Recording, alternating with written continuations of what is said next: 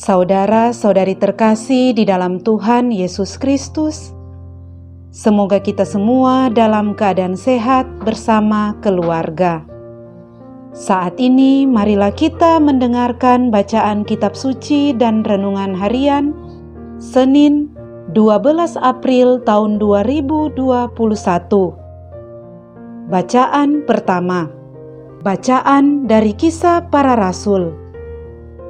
Setelah dilepaskan oleh Mahkamah Agama Yahudi, pergilah Petrus dan Yohanes kepada teman-teman mereka. Lalu mereka menceritakan segala sesuatu yang dikatakan imam-imam kepala dan tua-tua kepada mereka. Ketika teman-teman mereka mendengar hal itu, berserulah mereka bersama-sama kepada Allah, katanya, "Ya Tuhan, Engkaulah yang menjadikan langit dan bumi, laut, dan segala isinya.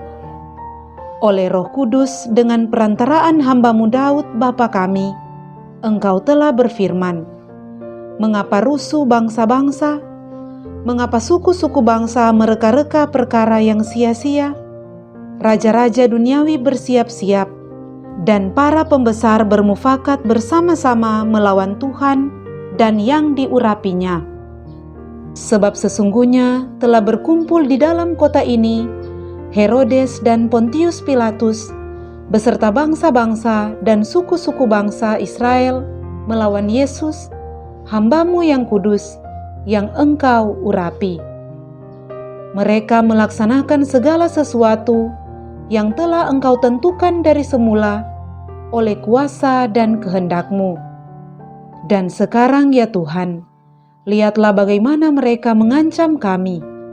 Maka berikanlah kepada hamba-hamba-Mu keberanian untuk memberitakan firman-Mu.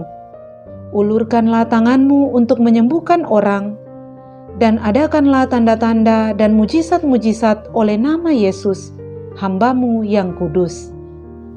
Dan ketika mereka sedang berdoa, goyanglah tempat mereka berkumpul itu. Mereka semua penuh dengan Roh Kudus. Lalu mereka memberitakan firman Allah dengan berani. Demikianlah sabda Tuhan. Syukur kepada Allah. Bacaan Injil. Inilah Injil Yesus Kristus menurut Yohanes.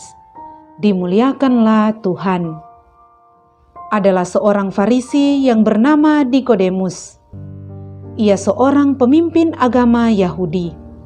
Ia datang kepada Yesus pada waktu malam dan berkata, "Rabi, kami tahu bahwa Engkau datang sebagai guru yang diutus Allah, sebab tidak ada seorang pun yang dapat mengadakan tanda-tanda yang Engkau adakan itu, jika Allah tidak menyertainya."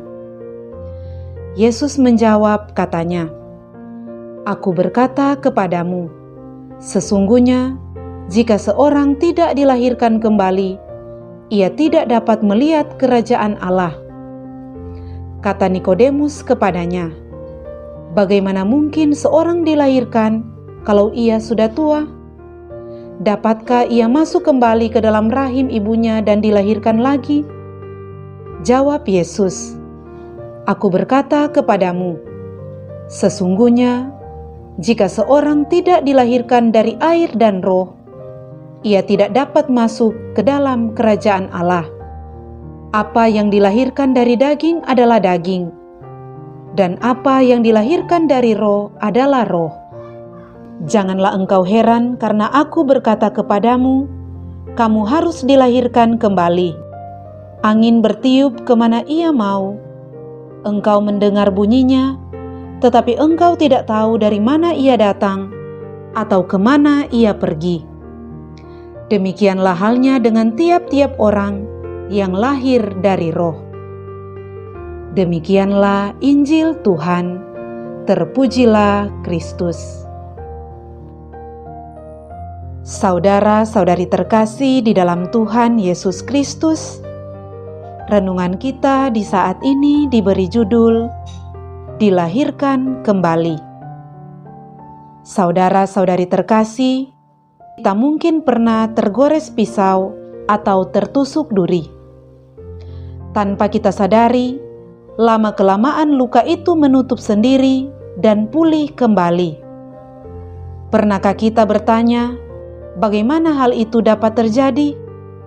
Bagaimana cara Dia menyembuhkan kita? Dia bekerja dengan cara yang istimewa. Bahasa medis mengatakan, sel-sel yang sudah mati mengalami regenerasi atau lahir sel-sel baru yang menyusun jaringan baru. Bukan saja fisik, ternyata Sang Pencipta, yaitu Allah, juga memperbaharui hidup rohani manusia. Saudara-saudari terkasih, pada hari ini, melalui bacaan kitab suci, kita diantar untuk melihat perjumpaan antara Tuhan Yesus dan Nikodemus. Itu adalah suatu perjumpaan yang mencerahkan Nikodemus, tidak hanya tentang identitas Yesus, tetapi juga mengenai syarat untuk masuk ke dalam kerajaan surga. Nikodemus adalah seorang tokoh Yahudi yang karismatis. Ia memiliki pengetahuan agama Yahudi yang baik dan hidupnya saleh. Nikodemus adalah seorang Farisi yang diam-diam mengagumi Tuhan Yesus. Ia tertarik oleh tanda dan pengajaran Yesus. Pada malam hari, ia mendatangi Yesus dan terjadilah dialog yang menarik. Nikodemus penasaran dengan Yesus, tapi kemudian bingung tentang arti dilahirkan kembali. Yesus kemudian menjelaskan tentang arti dari dilahirkan kembali. Hal ini sangat penting karena dilahirkan kembali ini sekaligus menjadi syarat untuk masuk ke dalam kerajaan surga. Maksud dilahirkan kembali bukan dalam pengertian fisik tetapi spiritual. Tahap ini menunjuk pada proses pembaharuan hidup seseorang. Suatu perubahan hidup yang terinspirasi dari iman akan Yesus. Yesus datang untuk membersihkan manusia dari segala dosa dan mengembalikan kemuliaan manusia sebagai anak-anak Tuhan. Saudara-saudari terkasih, Tuhan Yesus merelakan diri, disiksa bahkan dibunuh demi memperjuangkan cintanya kepada manusia.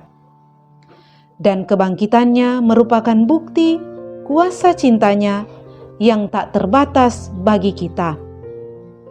Itulah cinta murni untuk keselamatan kita. Cinta inilah yang menginspirasi kita untuk semakin beriman kepadanya. Marilah kita menjadikan Hari Raya Paskah yang masih kita rayakan pada pekan kedua ini sebagai saat untuk semakin mencintai Tuhan Yesus. Ia memang tidak menuntut kita untuk membalas cintanya, karena Ia mencintai kita dengan tulus. Namun dengan mencintai Yesus, berarti kita membiarkan diri dikuasai oleh Roh Kudus. Roh inilah yang senantiasa membaharui hidup kita, supaya semakin sesuai dengan kehendak-Nya. Inilah yang dimaksud dengan dilahirkan kembali, yaitu suatu kehidupan baru yang selalu digerakkan oleh Roh Kudus. Inilah juga kehidupan yang dialami oleh para rasul setelah kebangkitan Tuhan Yesus. Mereka meminta dan memohon kepada Tuhan untuk memberikan mereka keberanian memberitakan firman-Nya. Dan ketika mereka sedang berdoa, mereka semua penuh dengan Roh Kudus. Lalu mereka memberitakan firman Allah dengan berani. Semoga kita pun seperti para rasul yang selalu meminta dan berharap tuntunan Roh Kudus dalam perjalanan kehidupan kita. Marilah berdoa. Allah Bapa yang Maha Kuasa, peliharalah dalam diri kami roh yang telah menjadikan kami sebagai anak-anak-Mu, agar kami layak menerima warisan yang telah Kau janjikan. Demi Kristus Tuhan dan pengantara kami. Amin.